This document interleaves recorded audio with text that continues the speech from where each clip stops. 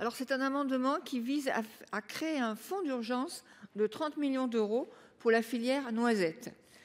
Ce fonds serait scindé en deux: 15 millions d'euros pour les producteurs.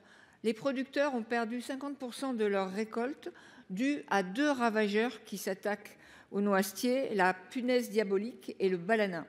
Et les autres 15 millions d'euros iraient vers la coopérative Unicoque, qui collecte 90% des noisettes françaises pour les pertes cumulées depuis l'interdiction de l'acétamipride depuis 2020. Alors, l'acétamipride fait partie des 5 néonicotinoïdes interdits en France, mais autorisés en Europe.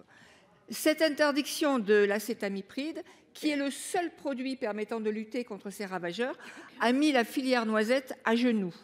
La filière noisette, c'est 250 salariés de la coopérative, 300 producteurs qui adhèrent, 7000 hectares de vergers, alors que la demande en noisettes est en expansion en France et nous oblige à importer 80% de notre consommation depuis la Turquie, qui bien évidemment utilise l'acétamipride.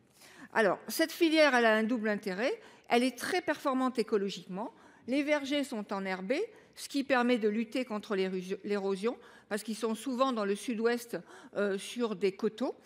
Et d'autre part, un hectare de noisetier capte environ 50 tonnes de CO2. C'est une source ADEME. Et ces plantations, de plus, tendent à remplacer le maïs dans le sud-ouest. Et cette filière, au-delà de la partie écologique, peut assurer notre autonomie alimentaire en noisettes, puisque nous sommes le deuxième producteur européen. Dans l'attente de résultats de recherche qui sont en cours sur de la lutte intégrée et plus rapidement de l'adoption de nouvelles règles pour mettre fin à cette distorsion de concurrence, il faut protéger la filière.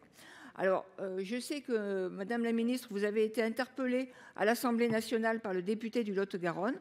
Vous avez indiqué qu'il y aurait un groupe de travail sur ce sujet prochainement. Mais ce fonds d'urgence, il le faut maintenant, parce que s'il n'est pas débloqué rapidement, il sera trop tard pour la filière. Il n'y aura plus de producteurs.